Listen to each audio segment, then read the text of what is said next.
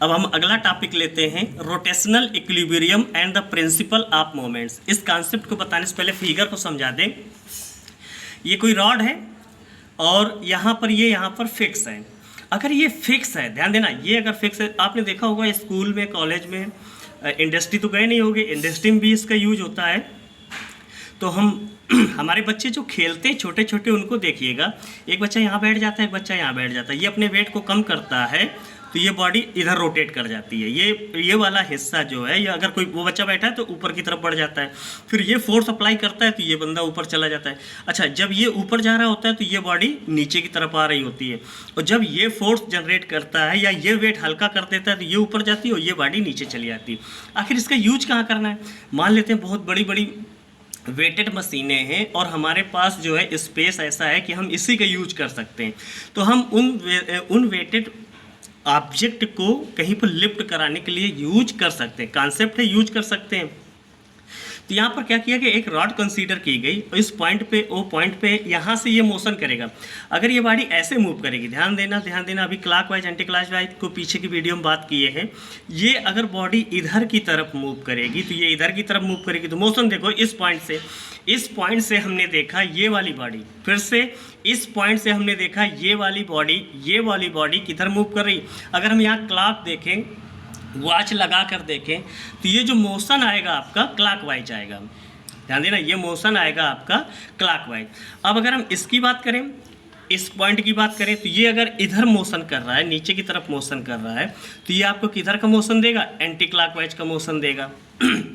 ठीक है, अब इसको समझते हैं। When a body in rotational equilibrium the sum of the clockwise moments about any point is equal to the sum of anti clockwise moment about that point, or the algebraic sum of the moments about any point is 0।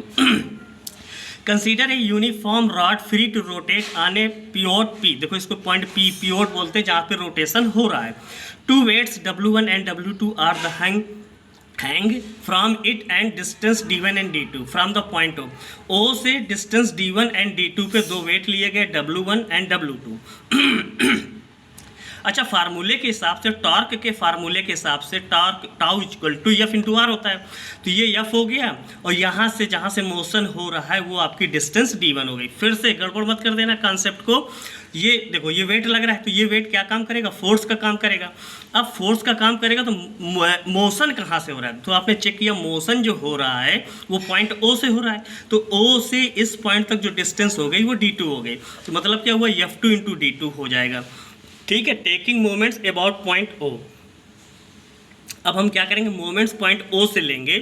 तो देखो, O पे moment लिया, इसको consider किया, force into perpendicular distance, और ये किधर की तरफ मोशन करेगा? देखो इधर की तरफ मोशन कर रहा है, इस तरफ, तो ये किस तरफ हो रहा है? Anti clockwise.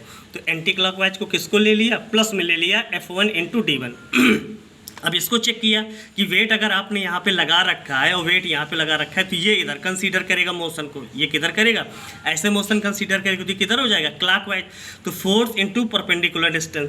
तो अगर ये इक्वल हटा दें, ध्यान देना, ये इक्वल हटा दें और इक्वल 0 लिखते, तो ये आ जाता है F2 इंटू D2। अब आपने क्या किया? यहाँ माइनस साइन लेकर आया और उस साइड ले गए, तो ये प्लस में हो गया। अच्छा, F1 की वैल्यू W1 रख दिए, तो आप लिख सकते हैं W1, क्योंकि यहाँ पर W1 इसलिए लिख दिए, आपके दिमाग में ये ना है कि F इक्वल टू सर ने MA क्यों नहीं लिखा। यहाँ पर यही वेट फोर्स का काम करेगा, तो W1 into D1, W2 into D2।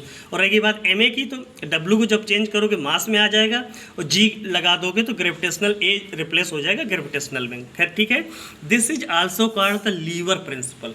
तो देखो, ये एक जो है आर्म, इनकी आर्म को हम कुछ कंसीडर करते हैं। जैसे यहाँ पर लीवर की बात कर दी, तो ये इस तरीके के लीवर को भी, इसका हम जो एक और नाम बोल सकते हैं कि लीवर प्रिंसिपल है। ये जो ये मोमेंट्स है, मोमेंट या टॉर्क कैलकुलेट करने का जो कॉन्सेप्ट है, इसको हम एक और नाम दे सकते हैं कि ये लीवर के थ्रू भी काम करता है। कि एक लीवर जो है, इसका एक हिस्सा ये जो लीवर है ऊपर बढ़ जा रहा है, दूसरा लीवर नीचे चला रहा है।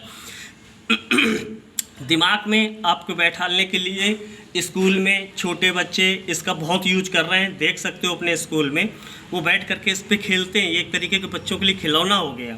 अगर इंडस्ट्री की बात करें या अपने घरों की बात करें, तो हमें कोई सामान लिफ्ट करना है, लोग यूज करते हैं। एक अगर हमें कोई सामान कहीं पे चढ़ाना है और वेटेड है तो हम ये कॉन्सेप्ट यूज करके कम फोर्स लगा के उस वेट को लिफ्ट कर सकते हैं। तो हम इनका यूज कर रहे हैं, कहीं ना कहीं फिजिक्स के रूल को अपने समाज में हमें यूज करना है और यूज कर भी रहे हैं। दरवाज़ा आप खोलते बंद करते हैं, जितनी डिस्टेंस दूर रखते हैं उतना ही टार्क का हिसाब आता है आपका।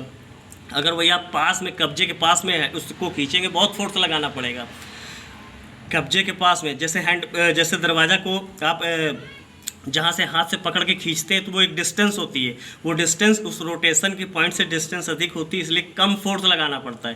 तो ये सारे कॉन्सेप्ट हैं जो कि जो भी चीज़ें बनी हैं, जो भी यूज कर रहे हैं समाज में, वो उनके लिए बनी है ताकि वो अच्छे से उसको सहूलियत से यूज कर सकें।